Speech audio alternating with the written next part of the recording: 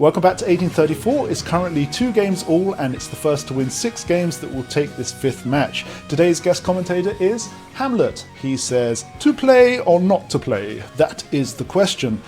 McDonnell says, I will play, thank you, and he starts with e4. We have c5, the Sicilian, and McDonnell continues with his old pet opening, the f4 Sicilian. Now, they're going to change the move ordering a bit since last time, which was game number 4, but they're going to play basically the same opening. Knight to c6 and c3, e6, knight to f3, d5 in the centre from Bourdonnais, and now e5 pushing past by McDonnell.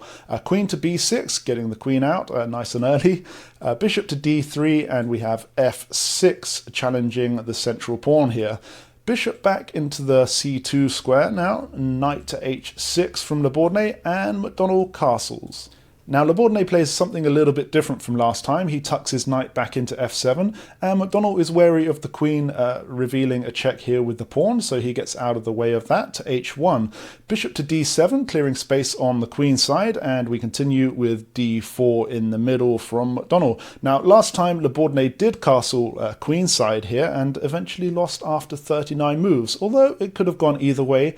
This time, he delays castling and gets his other bishop out, so now he has a choice on either side. McDonnell anticipates him castling on the queen side and gets his pawns rolling over there. Bourdonnais plays a5, refusing to castle just now, either side, and b3 now.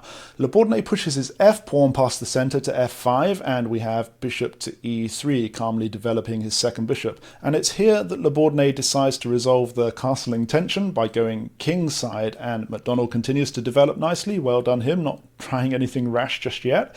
We have rook on f to c8 now, and h3 from McDonnell. It looks like McDonnell's plan might be to push the g-pawn and then get the rook across and try to break through this way, but Bourdonnais anticipates this and gets his king off the g-file. However, McDonnell does go for this plan. He plays g4, and now we have g6 from Bourdonnais, and indeed the rook comes across to g1. Here, Hamlet asks, whether 'tis nobler in the mind to suffer the check and threats of outrageous gambits, or to take arms against a sea of pawns and opposing end them. Bourdonnais says he'll take arms and captures in the centre, and the c-pawn captures back. But perhaps capturing with the knight would have been better, because you can see now the dark square bishop is a bit stuck. 'Tis a consummation devoutly to be wished. Bourdonnais continues by pushing his g-pawn, and we have captures and captures back on f5. A nice plan for McDonnell might be to bring the knight back to f1, clearing space for the queen to come to d3, and then aligned with the bishop, possible checkmate threats. However, he doesn't go for this. Instead, he just captures the g-pawn. Unfortunately, this gives Bourdonnais a pass pawn, although there's no way through for it right now.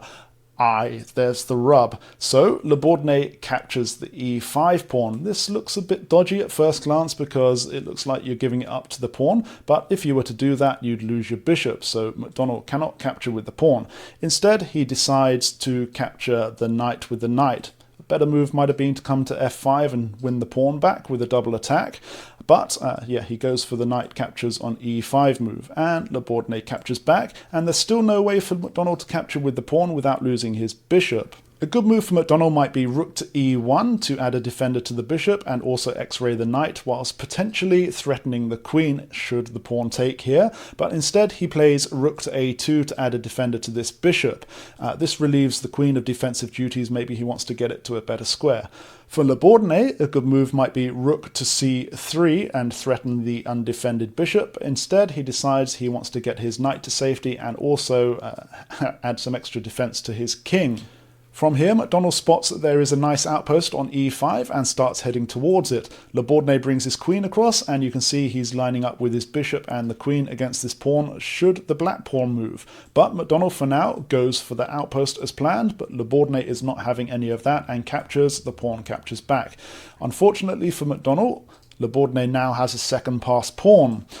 He's also left this pawn undefended, but Bourdonnais can't capture it because if he does, he'll get pinned and lose his queen. So what does Bourdonnais do from here? He brings his rook up to c3 and threatens this bishop.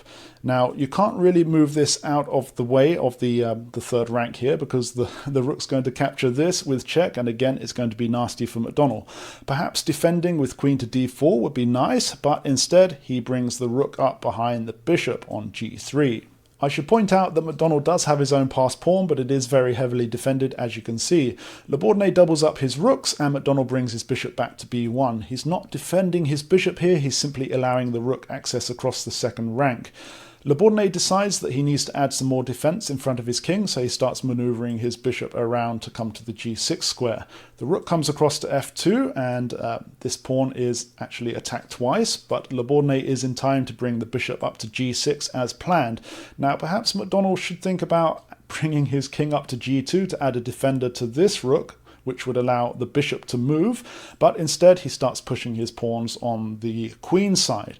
The pawn captures and the a pawn captures back.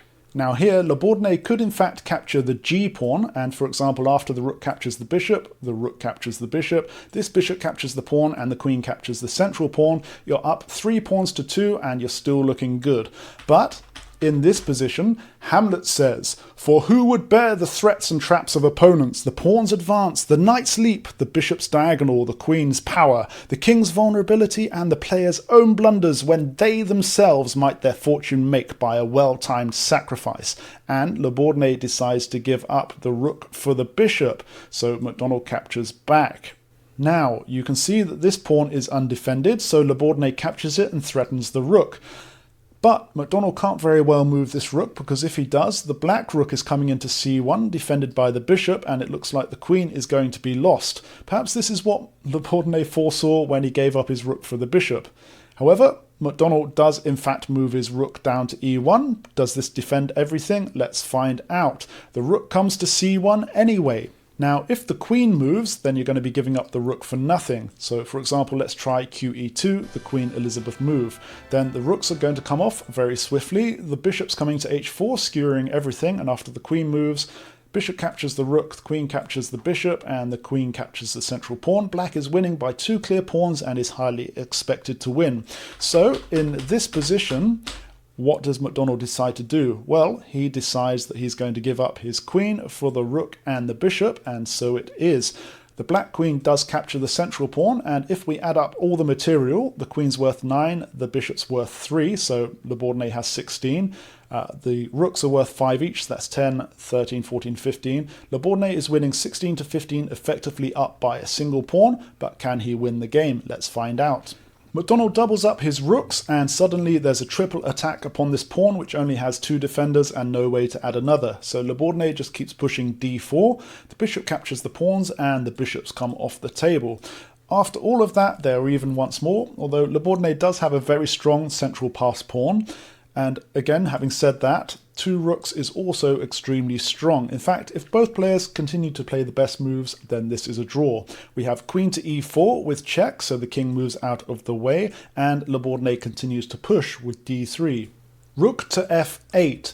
Who would these burdens bear to check and counter-check under a weary clock?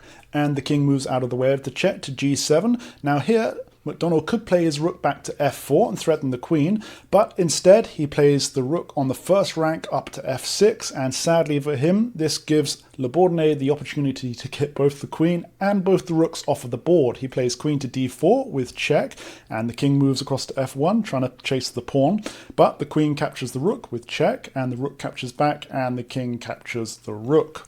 So, Le Bourdonnais has an extra pawn, but it does look like the white king will be able to get to it in time. McDonnell starts heading that way, and the black king does too. But of course, the white king is there in time, and now the black king can't defend it.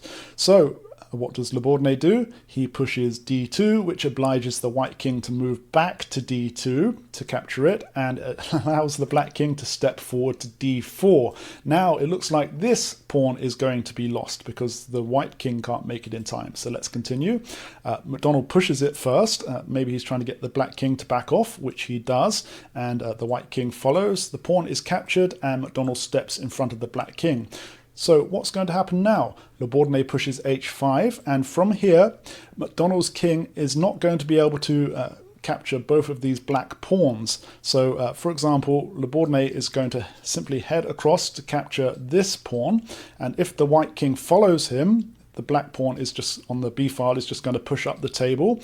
If he doesn't follow him, the pawn's going to be captured, and the h pawn is going to get across. So, from here, McDonnell felt obliged to resign the game. Le Bourdonnais takes the lead at 3 games to 2. Thus, conscience does make cowards of us all, and thus native hue of strategy is sicklied o'er with the pale cast of overthinking, and great enterprises of great pith and moment would disregard their currents turn awry, and lose the name of action. I'll see you again next time.